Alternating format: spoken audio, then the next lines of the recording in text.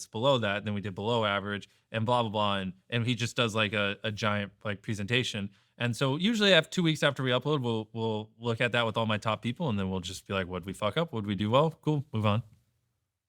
And has there ever been a moment in recent times where you go, I think I need to spend more time on it again and get back in there? And because All the time, but a lot of that stems from insecurity. I mean, because the thing is, of course, we had a video recently. Every minute someone is eliminated, and it didn't perform the best.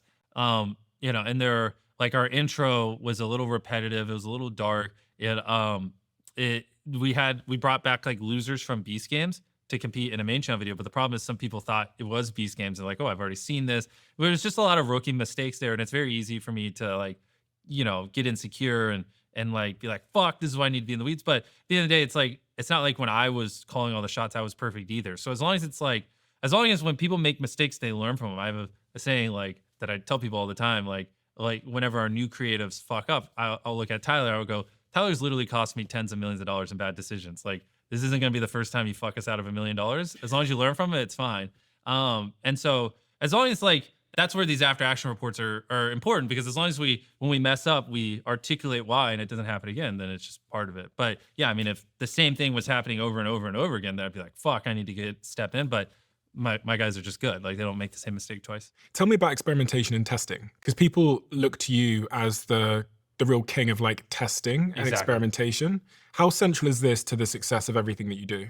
Very much. And that's the thing, like that every minute video, like it flopped, and that was your highest chance of flopping is when you do something new, like really, really new. One of our bigger flops before that too is we did this video where it was like 10 minutes, this room will explode. We built this giant tower, had a guy start at the top. He had to make it. It was a real-time shoot down, press a button.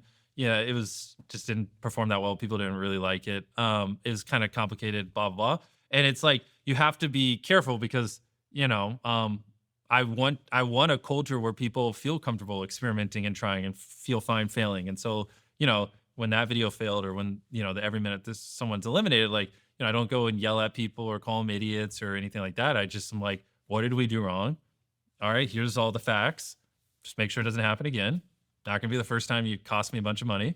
It's all good. I see this as investing in you guys, and let's just learn from it. I was going to say, because or else if there was a culture of that, then people would just make the same videos again, and a lot of Exactly. YouTubers just churn out the same format. I'm okay with my people failing. I'm okay with the video being 10 out of 10. Like, as long as we actually took an honest, good try at it, and as long as we failed because we made the wrong shot call, not because we were lazy, not because we didn't put the effort in, etc. As long as as long as it's just like we made an educated decision to test something or try something and it just didn't work, I'm cool with that. We can do that all day, and like they know that. And I don't yell at people, or get mad at them when they accidentally mess up like that. I've invested more than £1 million into this company, Perfect Ted, and they're also a sponsor of this podcast. I switched over to using matcha as my dominant energy source, and that's where Perfect Ted comes in. They have the matcha powders, they have the matcha drinks, they have the pods, and all of this keeps me focused throughout a very, very long recording day, no matter what's going on. And their team is obsessed with quality, which is why they source their ceremonial grade matcha from Japan. So when people say to me that they don't like the taste of matcha, I'm guessing that they haven't tried Perfect Ted. Unlike low quality matcha that has a bitter, grassy taste, Perfect Ted is smooth and naturally sweet. And without knowing it, you're probably a Perfect Ted customer already if you're getting your matcha at places like Blank Street or Joe in the Juice. But now you can make it yourself at home.